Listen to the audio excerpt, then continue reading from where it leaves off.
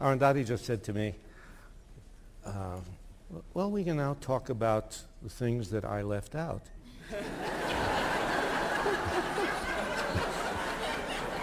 Well, I guess, what did you leave out? You know, I was sitting there listening to you and thinking, there it was. There it is. Okay, let's go. You don't want me to say anything nice about, no. Okay, no. But really, what I thought I was sitting there is, it was this mastery of detail, all expressed in the most poetic and beautiful way. That combination is so hard to achieve. I know this is not a lead-in to a conversation. it's a final statement. You see. But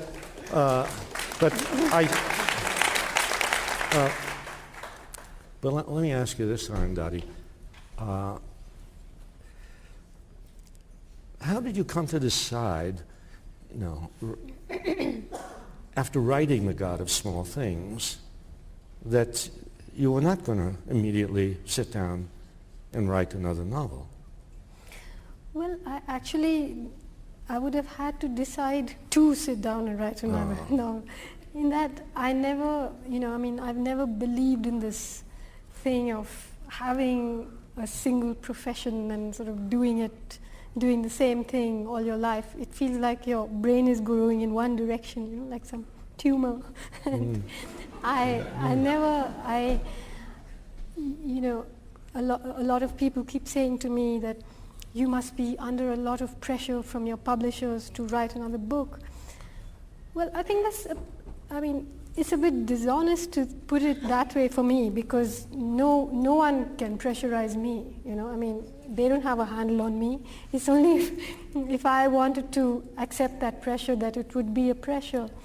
And I just think that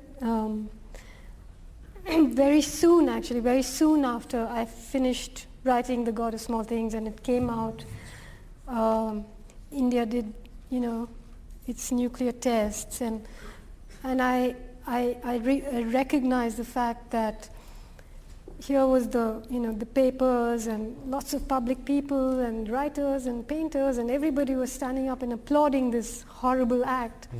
And I realized then that staying quiet was as political an act as speaking out, and I had the space to make a statement. And if I didn't, it was something that I couldn't live with, which was when I wrote The End of Imagination. And also I think being involved in the kinds of things I've been involved in the last few years have been wonderful for me, because I've met the most extraordinary people, I've been close to the most extraordinary political happenings, and I also know that when I'm ready to write another book, if I'm ready to write, I keep saying The God of Small Things was a collaboration between me and a little bit of magic, and you have to know how to wait, It will come. If it doesn't, that's all right, but if it does, it'll come. You can't just, it's not some factory product. No one would accuse that of being a factory product. No, I mean the next. No, but it was interesting what you said about, that turning to the political world, from writing a novel, you encountered people. You suddenly found all these people that you could work with and do things with, and the writer working alone, writing a novel or a poem, doesn't experience that. And the writers who never come out of their study, or out of their agent's office, right, and get out into the struggle and turmoil of the world, they are missing something, very, very important. I think, the truth is that I was actually always a political person. Obviously, it's not something that suddenly happens to you.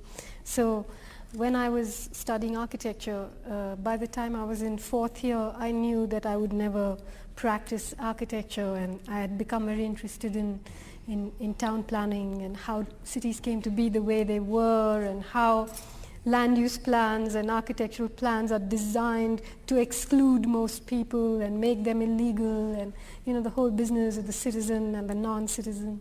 So in a sense, The God of Small Things is also a very political book. And I think I don't think I ever, obviously I was never the kind of person who was only in their agent's office, because I didn't have an agent. I didn't even know there were such things until, I wrote The God of Small Things. I'm sorry to have brought it up. But you're right. I think the business of getting into the world, living your life, living, and then writing about what you live is what interests me, and the idea that, I live in times, and I think those times are here in America now, but they've been in India for a while, where when you write something, the worst thing that can happen to you is not a bad review. It's somehow it's injected directly into life, and you never know what's going to happen if you write a book. The God of Small Things, I was of course taken to court for corrupting public morality. Yes. Which I had a technical problem with, because I said at least he should have said further corrupting public morality. But when I read about that charge against you, I immediately went back to the God of Small Things, because I wanted to see what pages there were, that were possibly corrupting public morality, and I found them, and it was wonderful. Yeah. But you said before you were always a political person. Well, not from the age of 3 or 4 or 5, but you said something about, when you were somehow finishing work at a school of architecture, at some point you decided, no, this was not for you. So did something happen? Well, actually, absurdly, it does start from the age of 3 or 4, because I lived in a, my mother came from this very little village in Kerala called Aimanam, and she belongs to a very parochial community called the Syrian Christians, and she married a Bengali, outside the community, and then made the mistake of marrying him and then divorcing him, and came back to the village. And so we grew up sort of outside the realm of all the protections that society chose to offer its members. And so from a very young age, one was aware of the fact that you were not going to be given those protections. And you had to constantly try to understand what was going on and how to survive in this space, and how not to go under. And so my mother was is very political in not in this overt way, but I think the minute you lose the protection of this nuclear family that protects you from the world, you're on your own, and then politics is in your life. You have to ride the waves, you have to understand it. But you were on your own as a woman, which is a special situation.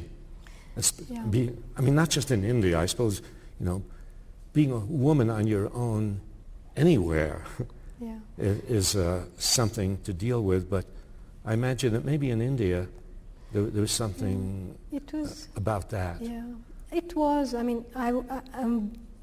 Though my mother and I are great mates now, when I was 17, I left home and I was on my own, being that woman, as the Supreme Court judges rightly call me. And I think you see what happens in India is that the real life is so frightening that the middle class really protects itself and really turns inwards, and it's almost blind. It's almost like they have some lenses that fall over their eyes, and they can't see. They can't see the horrors around, because that's the only way to survive in some sense. And and I think when you fall out of that cozy little nest and there's no safety net, you realize that it's not all that horrible actually, and I don't think you can ever unlearn that once you've been there, however briefly or however temporarily. You don't forget, you don't forget whatever happens to you. I keep thinking that there are people in the world who are safe and there are people in the world who are unsafe. And if you're unsafe, you always seek out the unsafe. Whatever happens to you in your life, you're always sort of taking that walk. So it was the best university, I think, to go to. It's interesting what you say about the middle class blinding itself, protecting itself from what is happening to so much of the population. And this is so much the history of the United States, which developed perhaps the largest middle class, and does the United States has had enough wealth so it could bribe enough people in the population to create a middle class which became useful as a buffer between the very rich and that part of the population which could not even rise into the middle class, and so the middle class in the United States has always been sort of enticed by the establishment into thinking that it can rise into the upper class, and not told that it can also descend. But the result is the United States educational system teaches us from the very beginning that we're not a class society. To use the term class in the United States, it's just a term used for school, right? This is my class, thing. But the idea of a class society is something that has always made people in power nervous. If anybody brings up the idea of class conflict, class struggle, you mustn't talk about that. And we're brought up in the United States to believe that we're one big happy family. And aren't you? It's we all have the same interest. We have the language to try to make that imprint on the American people. The language of national interest. The phrase is national interest, as assuming, we all have the same interest. Exxon and I have the same interest. Enron and I. Enron and you, yes. And so it takes. But there's a perception that people in the United States have growing up, especially people in the working classes of the United States. They know that their interests in Exxon are not the same, and they show it. Well, the thing is, in India, it's so complicated that sometimes the longer you live there, the more confused you get. Because it's when you think of class, in India you have so many other things too. You have caste, which is a complex business because I grew up in Kerala, which had the first ever democratically elected Marxist government in the world. But all the leaders of the Marxist party are Brahmins, you know. So it's it's a very complex way in which they use all these things to, you know, the Indian democracy must be one of the most fascinating beasts on earth. And then you have such a complicated network of region and religion and language. So you have a situation where you have a country where we have, I think it's 18 or 19 official languages, and then there are hundreds of dialects, and you can't, the Supreme Court functions in English. Nobody can understand what's going on in there. I mean, even if you speak English, you can't understand, but Yes. like, Yeah. imagine when they gave a judgment about me, they said, vicious stultification and vulgar debunking cannot be permitted to pollute the pure stream of justice. Yeah. Well, that's what you were doing. And that's what I'm doing, but I had to really look up the dictionary to figure out what they meant. Yes. And at the end of it, they just kept saying, but the respondent is not behaving like a reasonable man. And at least I can follow what they're saying, but you know, the people from the Narmada, they have no idea what is this court and how do you file a police case, or if there's a police case filed against you, what does it say? What are you, you know, it's just like living, it's like, I keep thinking it's like if I were living in Czechoslovakia or something, how would I function? And that's the way most Indians have to function in India. So it's... You know, we don't understand our Supreme Court either.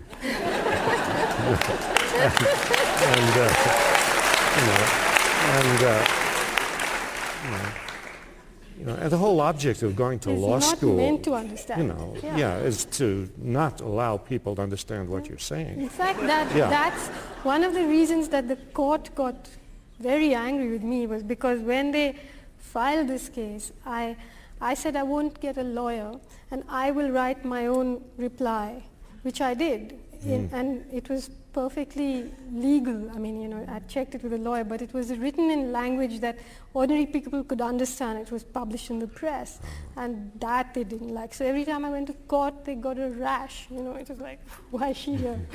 Take her away.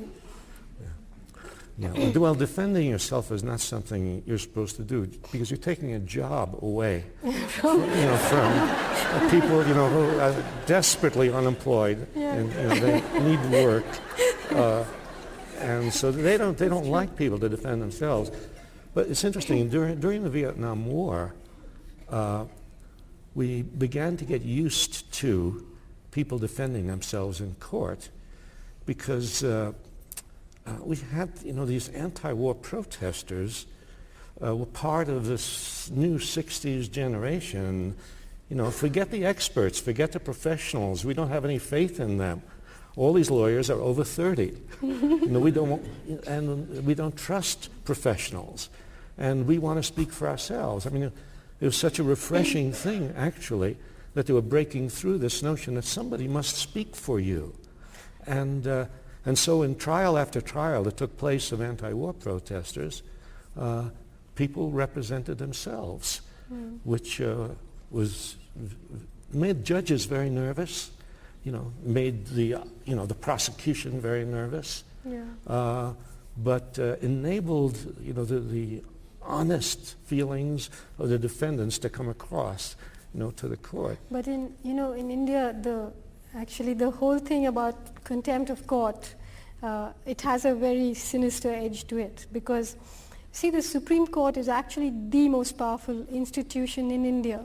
And as the government and the politicians get more and more corrupt, the Supreme Court has started making huge decisions on their behalf. So the Supreme Court decides whether a dam should be built or not, whether slums should be cleared or not, whether industry should be in the city or outside, whether privatization should be, you know, endorsed, whether structural adjustment is a good thing or not. All these decisions which affect the lives of millions of people are being taken now in the Supreme Court. And the Contempt of Court Act, law, says that while you can criticize a judgment, you cannot put a series of judgments together and say, what is the Supreme Court up to? What is the politics of the Supreme Court? If I supposing I had evidence that a Supreme Court judge was corrupt, supposing I had him on film taking a bribe, it's not admissible in court because you can't lower the dignity of the court by saying that a judge is corrupt. Yeah. This is the situation, you know. And so, you know, even when I went to prison for contempt of court and came out, we had a big press conference. There were hundreds of journalists. A lot of senior editors spoke out quite bravely about this act because they are most scared of the court, more scared of the court than of politicians. And, you know, a normal journalist, it's not that you're going to have a death sentence if you commit contempt of court, but 6 months in prison, you're going to lose your job, you're going to have maybe 2 or 3 years of a criminal trial, you have to hire a lawyer, no one's willing to take the risk. So there's just dead silence on that subject, you know. It's very, very frightening, and that's what I said in my affidavit. A judicial dictatorship is as bad as any other kind of dictatorship. Yeah.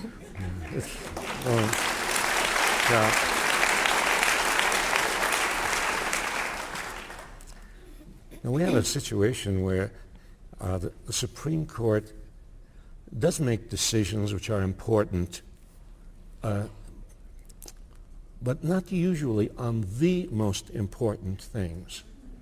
And by that I mean on issues of war and peace.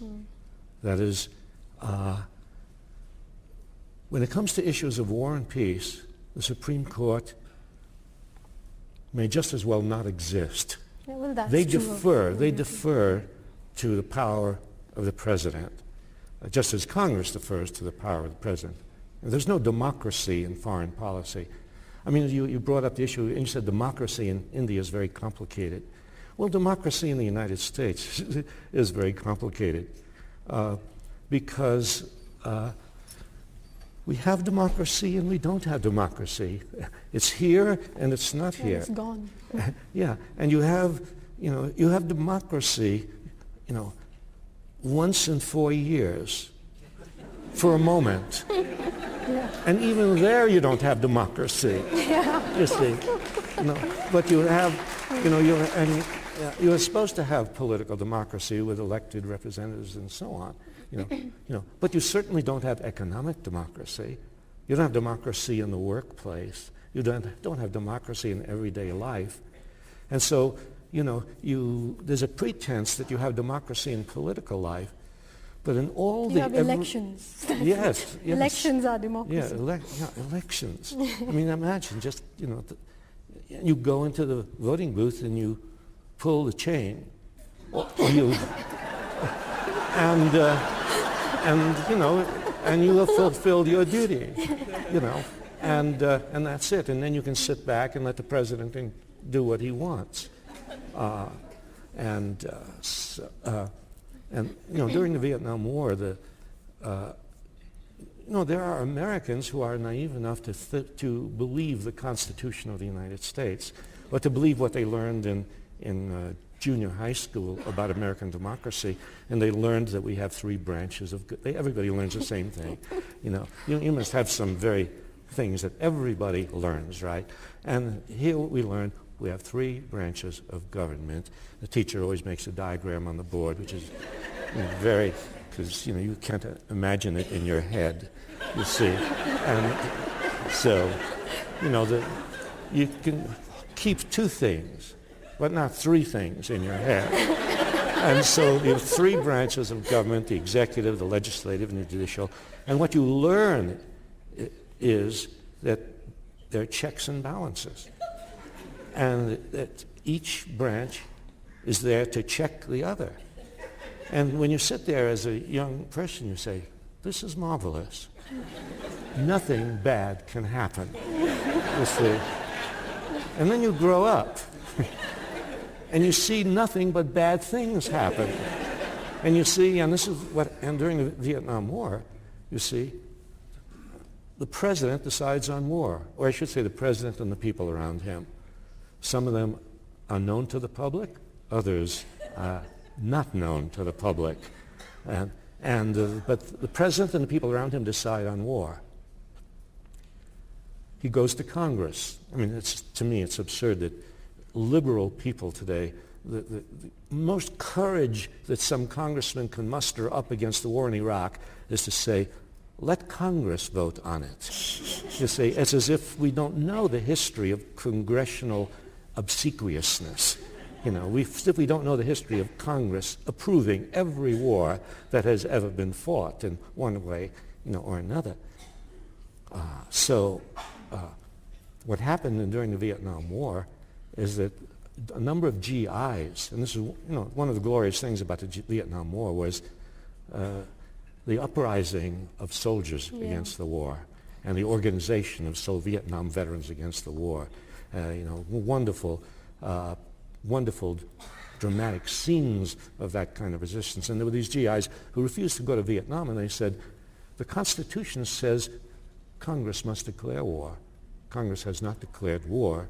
And they had learned in junior high school that the job of the Supreme Court is to see to it that things are constitutional. So they appealed to the Supreme Court. And what did the Supreme Court do? It said, we can't handle this. It's funny, you think the Supreme Court, they have black robes. You think they have power, and they shrink into the distance as soon as war appears. And so it's left then to the people, which happened during the Vietnam War. And I think what you're talking about in India, it's left to the people of India. When I saw that film, the wonderful film was made about Arundhati's little tiff with the Supreme Court. I didn't know how to describe it. I didn't want to say a war with the Supreme Court. Flotation. But a little encounter with, but there's a wonderful film made about it, which you should see. And it was great to see those huge crowds of people supporting you, during that. And I'm sure it was because of those huge crowds that the Supreme Court, went easy on you, didn't sentence you to life imprisonment, right? No, life was not on the cards, fortunately. But I like what you said about that in India there is a kind of inherent anarchism which will save India one day. Yeah. I think it's like trying to corporatize India is like trying to put an iron grid on the ocean. I just think even the fascists are not disciplined there, so hopefully they'll mess it up. Well, I think we can count on them to mess it up. I hope so. We need that. I mean, because we'll try our best, and we'll accomplish a lot, but we do really need them to mess it up. Absolutely. But I think we can count on it, because they do it. They do it. The only trouble, Howard, is that in India right now, I think few Americans know about this, but in March this year, the BJP, which is the Bharatiya Janata Party, is part of what they call the Sangh Parivar, which is a whole sort of family of Hindu right-wing organizations. The BJP is the political end of it, and what's called the RSS, which is the Rashtriya Swayam Sevak Sangh, is the cultural guild. Now the Prime Minister, the Home Minister, the Disinvestment Minister, all these people belong to the RSS. The RSS has been preparing the ground for this kind of right-wing, India is only for the Hindus thing since the late 20s. And they are open admirers of Hitler and his methods and so on. And in March this year, there was a massacre of Muslims in Gujarat. And as soon as the massacre was over, the Gujarat government, headed by the BJP, wanted to hold elections because they felt that they would win the elections because they had polarized the vote. And all over India, they have what are called shakhas, which are branches where young people, 10-year-old children, are being indoctrinated into religious bigotry and hatred and how to create communal trouble, and how to rewrite history books, and all this is happening. So the fascists will definitely mess it up. In fact, the reason they are so desperate is because in state after state they were losing the elections. But you see now, whether they are in power or not, they've injected this poison into the veins of a very complex country. And that's very frightening, very, very frightening to have to deal with on a daily basis, because you cannot imagine the things that happened in Gujarat. Little children 2,000 people were killed. Women were raped. Women had their stomachs slit open and their fetuses pulled out. Not one or two, but many, many. Little children were forced to drink petrol, and then matches were put down their throats. They just blew up like bombs. So it's a very, very frightening situation just now. And this government in India keeps saying that we're natural allies of the US. So there hasn't, it's not just a coincidence that this was not reported or that it's being suppressed. The whole nuclear flashpoint with Pakistan was mostly due to the fact that the Indian government wanted to distract attention from the world's attention from Gujarat to this, and it was very, very successful in doing that. Well, if I hadn't read what you wrote about Gujarat and what happened there, I would never have known, because people in the United States do not know what's happening in India. Yeah. In fact, people in the United States generally know very little about what is happening in the rest of the world. Thanks to the free press. Yes. And it's clear that what we need more and more, is this, interchange across boundaries. Yeah. And the real globalization. Yeah, people's globalization. You talk about that, and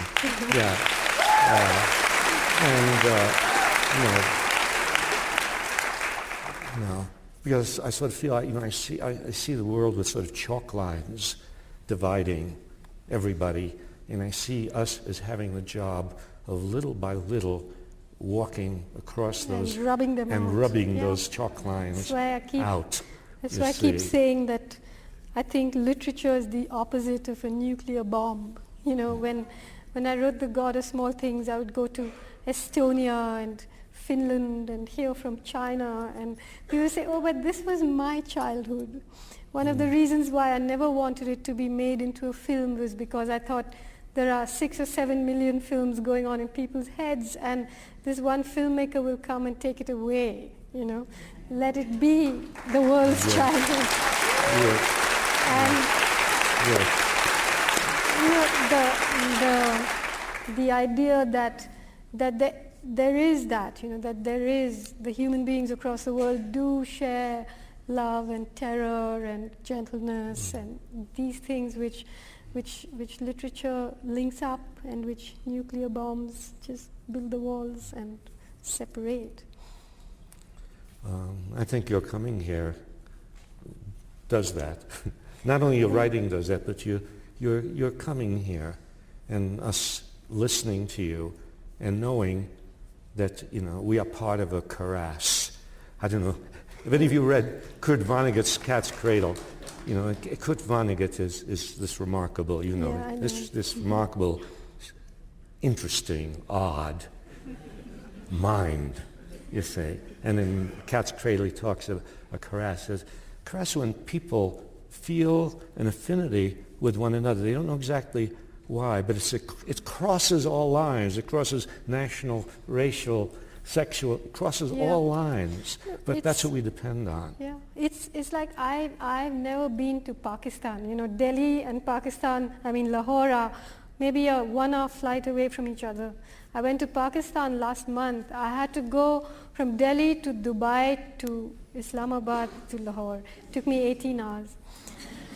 And, there's so much in the Indian press and equally in the Pakistan press about anti-India demonstrations and anti-Pakistan demonstrations, and we're all going to kill each other and everybody hates everybody and so on. I landed in Lahore, and within, seconds we were all sitting at this dining table, and I felt like I was in Delhi.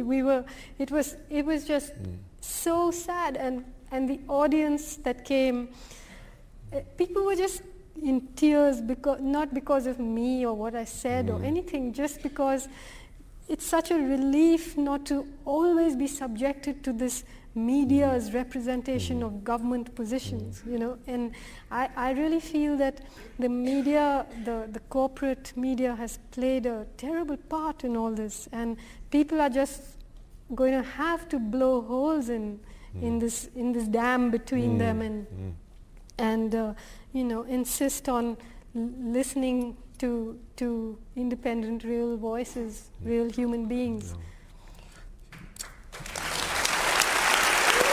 Yes.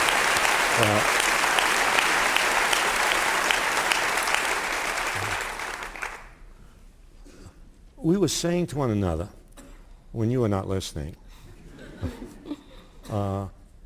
it's very hard to end a conversation on stage. And so the thought was that we would finish by Arundhati reading something that you would like to read to all of us. Okay. It'll just be 2 minutes, and I just want to leave you with a thought, with a way of seeing. This is part of the essay that I wrote when India tested nuclear weapons in 1998.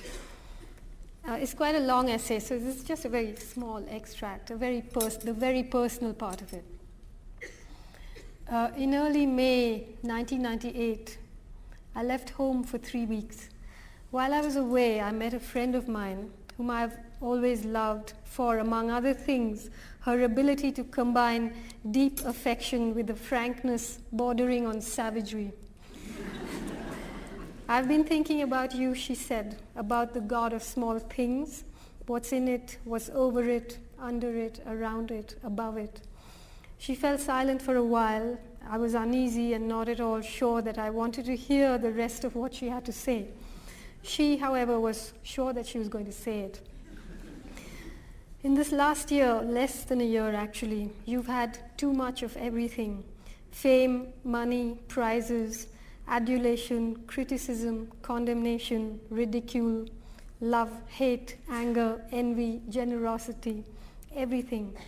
In some ways, it's a perfect story, perfectly baroque in its excess. The trouble is that it has or can have only one perfect ending. Her eyes were on me, bright with a slanting, probing brilliance. She knew that I knew what she was going to say. She was insane. She was going to say that nothing that happened to me in the future could ever match the buzz of this, that the whole of the rest of my life was going to be vaguely dissatisfying, and therefore the only perfect ending to the story would be death. My death. You've lived too long in New York, I told her. There are other worlds, other kinds of dreams, dreams in which failure is feasible, honorable, sometimes even worth striving for. Worlds in which recognition is not the only barometer of brilliance or human worth. There are plenty of warriors that I know and love, people far more valuable than myself, who go to war each day knowing in advance that they will fail. True, they're less successful in the most vulgar sense of the word, but by no means less fulfilled.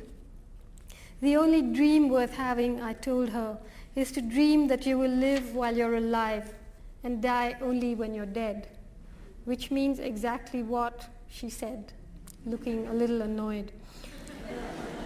I tried to explain but didn't do a very good job of it, because sometimes I need to write to think. So I wrote it down for her on a paper napkin, and this is what I wrote. To love, to be loved, to never forget your own insignificance, to never get used to the unspeakable violence and the vulgar disparity of life around you, to seek joy in the saddest places, to pursue beauty to its lair, to never simplify what is complicated or complicate what is simple, to respect strength, never power, above all to watch to try and understand, to never look away, and never, never to forget. Thank you.